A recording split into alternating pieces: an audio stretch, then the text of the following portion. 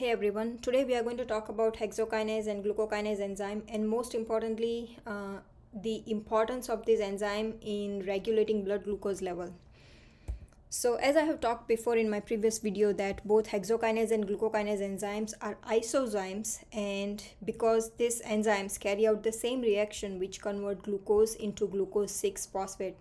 So in this reaction, glucose is our substrate, enzyme is definitely glucokinase and hexokinase, and the product of both enzyme and substrate reaction is glucose 6-phosphate. And this is the enzyme substrate reaction curve. So in this curve we can see that this is the Vmax of the enzyme, and Vmax is basically the rate of velocity at which the substrate molecules are converted into product. So here the rate of velocity at which the glucose molecules are converted into its product glucose 6-phosphate, and it is expressed in micromole per meter. And also remember that initially when the substrate concentration increases, the rate of velocity also increases, until at one point, even after increasing the substrate concentration, the rate of velocity doesn't change. That means it has reached at its maximum velocity, and therefore it is called Vmax. And at Vmax, the enzyme is also called to be saturated because it cannot convert any more glucose into glucose 6-phosphate. Now the next thing we need to know about this graph is the Km. Km is basically the Michaelis constant, which I'm not really going to talk about in detail about the Michaelis Menten, because that will be the I'll talk about that in detail in a separate video. So here Km reflects the affinity of the enzyme for its substrate, meaning the affinity of both glucokinase and hexokinase enzyme for its substrate glucose. And Km is basically the substrate concentration, so the concentration of glucose at which the reaction velocity is equal to half Vmax. So this is the Vmax and this is the half Vmax. So if you extrapolate this half Vmax to the substrate concentration, you get the Km value for the enzyme. So suppose Km for this particular enzyme would be somewhere around 0.1 to 0.5 millimolar. And also remember that lower the Km, the higher the affinity of the enzyme for its substrate, and higher the Km, the lower the affinity of the enzyme for its substrate. So now that we know the basics of Vmax and Km, let's talk about the Vmax and Km of glucokinase and hexokinase enzyme.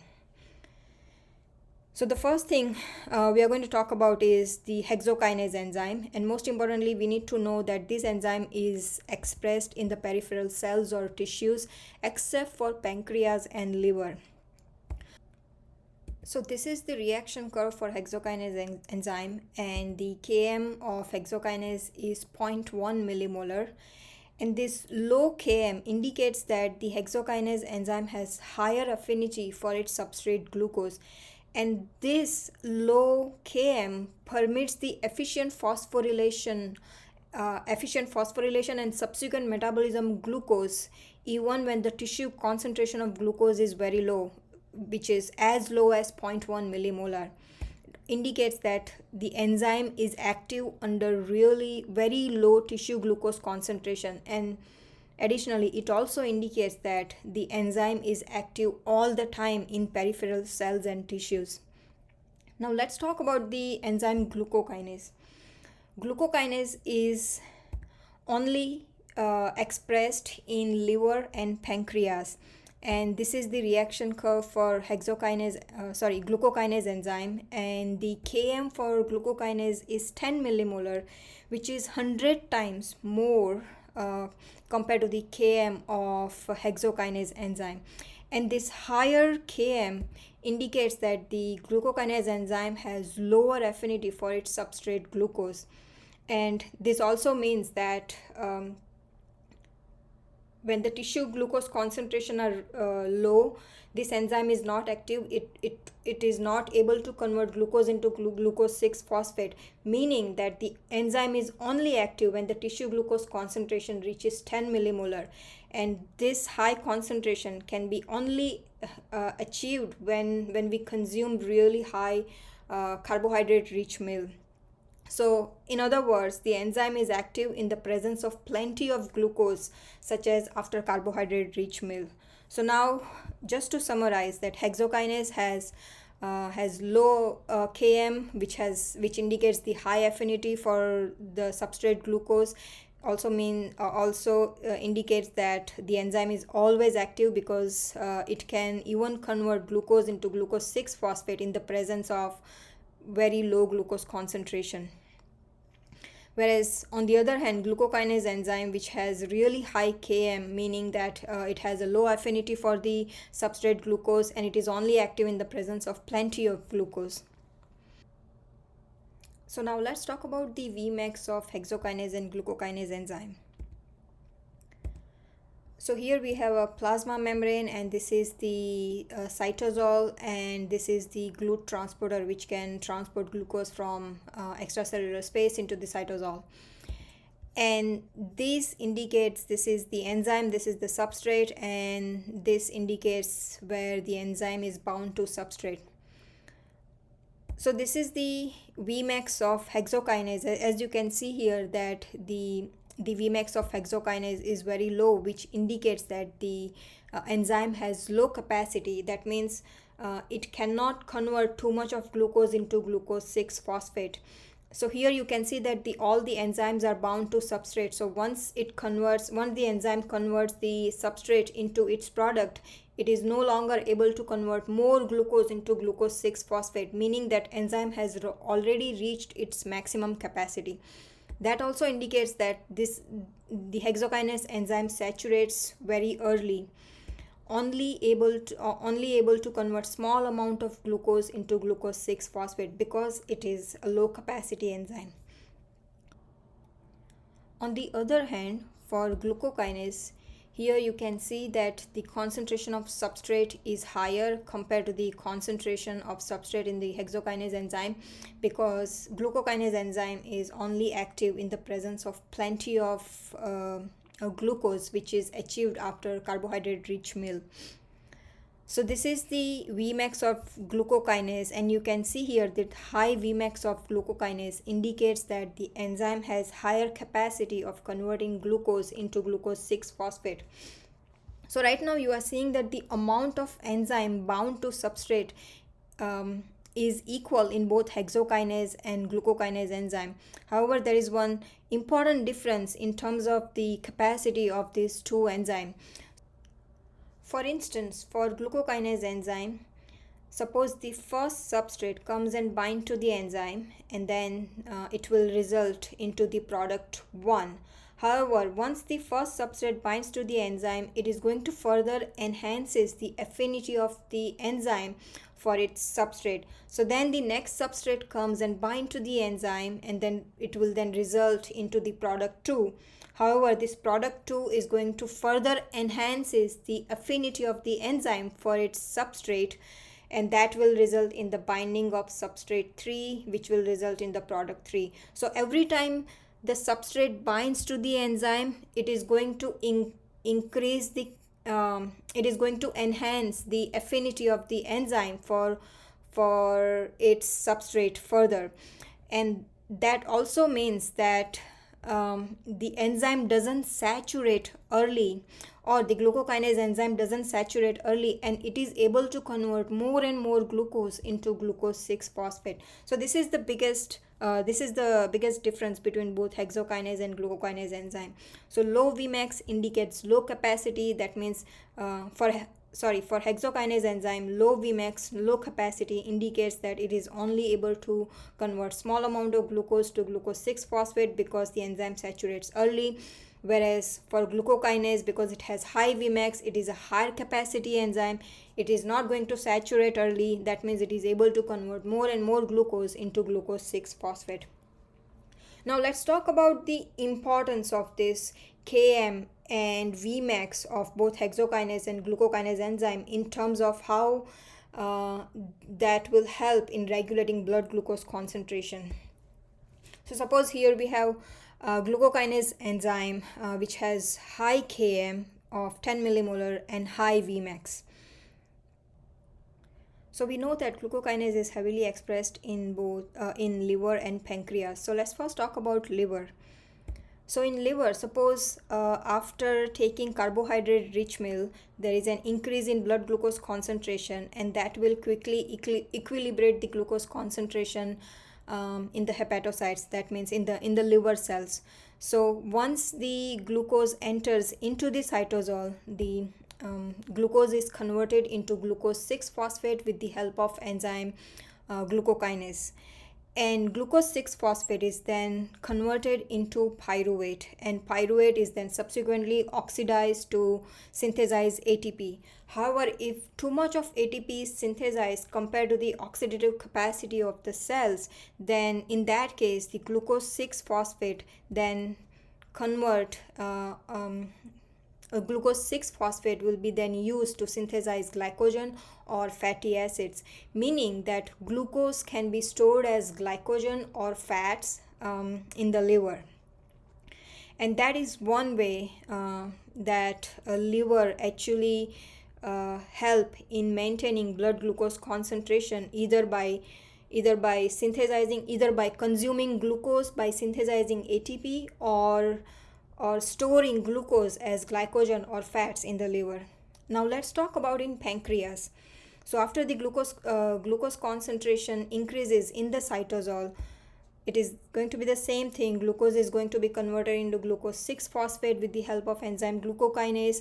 Glucose 6-phosphate is then converted into pyruvate, and pyruvate is subsequently metabolized to synthesize ATP in the mitochondria.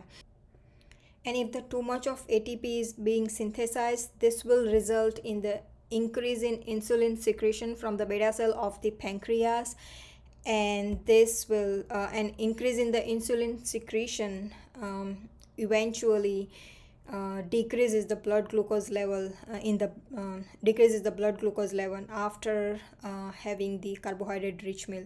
So this is how both liver and pancreas maintain the blood glucose level. Liver, either it consumes the glucose by synthesizing ATP, or store glucose in the form of glycogen or fats in the liver, whereas pancreas, it actually maintains blood glucose level by increasing the secretion of insulin from beta cell to maintain the blood glucose level. Now let's talk about the hexokinase enzyme. So hexokinase, as we have learned before, that it has low Km and low Vmax, and most importantly, hexokinase enzyme is expressed in peripheral cells or tissue except for liver and pancreas. So for instance, here we have yellow is the enzyme which is bound to its substrate, which is in triangle, and this is the triangle is just the substrate which is not bound to the enzyme. So the enzyme is considered, this is the hexokinase enzyme. So once the hexokinase enzyme convert this glucose molecule into glucose 6-phosphate, remember that the enzyme is going to saturate very early. That means it won't be able to convert the remaining glucose into glucose 6-phosphate. Why? Because the hexokinase enzyme has low Vmax, and therefore it's a low capacity enzyme. So once the enzyme is saturated, the remaining glucose which is inside the cytosol, that can be then transported back through the GLUT transporter into the extracellular space or in the blood. And also one thing to remember, that the glucose transporter, they are reversible transporter which can transport the glucose back into the extracellular space. However, the glucose which is phosphorylated, that will be sequestered in the cytosol because that cannot be transported through the transporter.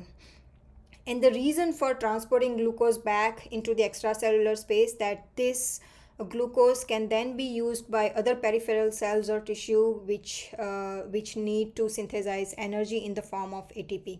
So low capacity enzyme also mean that it is only going to convert glucose to glucose 6-phosphate to synthesize just enough energy which is needed for the cells. The remaining extra glucose will be then spared to be used by other cells or tissues. So as I mentioned, the enzyme is only going to convert the required amount of glucose to glucose 6 phosphate, and the extra glucose which is there, that will be spared to be used by other cells or tissues. So to summarize, glucokinase enzyme in liver play an important role by consuming glucose to synthesize ATP, as well as regulate blood glucose level by converting glucose by storing glucose as glycogen or fats in the liver. On the other hand, glucokinase enzyme in pancreas play an important role by regulating blood glucose level by increasing the insulin secretion from beta cell of pancreas. And hexokinase enzyme in peripheral tissues consumes glucose to synthesize energy in the form of ATP. And there are some tissues such as tissues or cells such as brain or red blood cells which solely rely only on glucose to synthesize energy. And in these cells or tissues, the hexokinase enzyme play a very important role by converting glucose into glucose 6 phosphate to synthesize energy. And also that is also the reason that the low Km is very important for hexokinase enzyme, because that also means that this enzyme is always active in these cells to provide enough energy from glucose. So now let's talk about the consequences of changing the Km or Vmax of both hexokinase and glucokinase enzyme. And that's how you would know that by doing that exercise, you would know the importance of both Km and Vmax of this enzyme. So glucokinase has high Km and high Vmax. So if we were to change the Km from high to low and keep the Vmax as same, that is high Vmax, so the low Km of glucokinase results in the high affinity for its substrate glucose. And if the affinity is increased, that means the glucokinase will be able to convert glucose into glucose 6 phosphate all the time, even in the presence of low tissue glucose concentration. So enzyme is active all the time. That can lead to the increase in glucose consumption both by liver and pancreas. Furthermore, that will also result in the increase in insulin secretion from pancreas and eventually causes hypoglycemia. So now you know that just changing Km from high to low can causes hypoglycemia. Now let's talk about the different scenario where if we were to change the Vmax from high to low and keep the Km same as high Km. So the low Vmax will result in the early saturation of glucokinase enzyme. And if the glucokinase enzyme is saturated early, it will result in the decrease in glucose consumption by both liver and pancreas.